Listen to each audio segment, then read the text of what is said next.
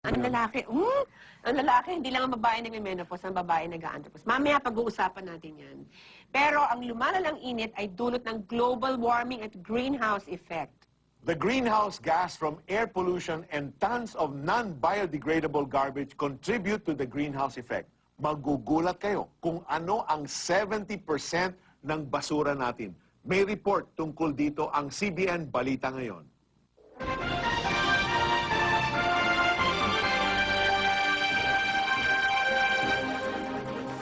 Tinatayang 2.45 milyong tonelada ng basura ang nanggagaling sa National Capital Region. Base sa pag-aaral ng World Bank, pwede pa itong lumaki sa 3.14 milyong tonelada pagdating ng 2010. At alam nyo ba, malaking porsyento ng basura sa payatas ay ang mga gamit na sanitary napkins. Ayon ito kay Annette Papa, convenor ng Bangon Kalikasan Movement. Very modest estimate na yung 70%.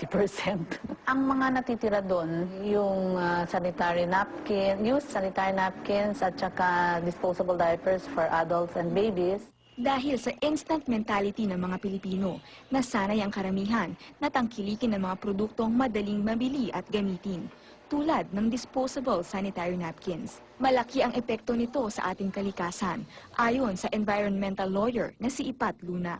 Pag pinagsama-sama mo kasi yung sa dami ng tao, sa dami ng kababaihan, tapos sa araw-araw ng pagpapalit, tumatambak yung kasamaan niya.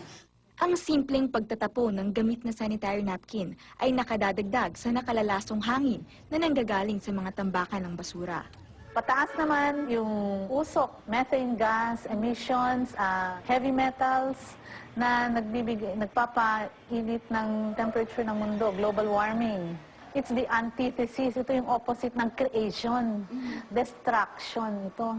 Pagkasira. Para makatulong sa kalikasan, mas pinili ni Ipat na gumamit ng reusable napkin o pasador. Komportable yung reusable. Komportable yung pakiramdam ng tela na organiko sa katawan.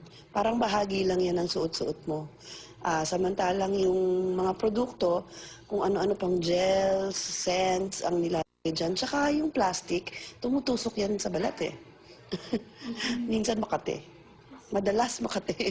Yung ginagamit na napkin na nabibili sa mga tindahan, nasa loob nun ay recycled paper. Hindi naman pala cotton, although wala akala ko cotton. At nababalutan ito ng plastic.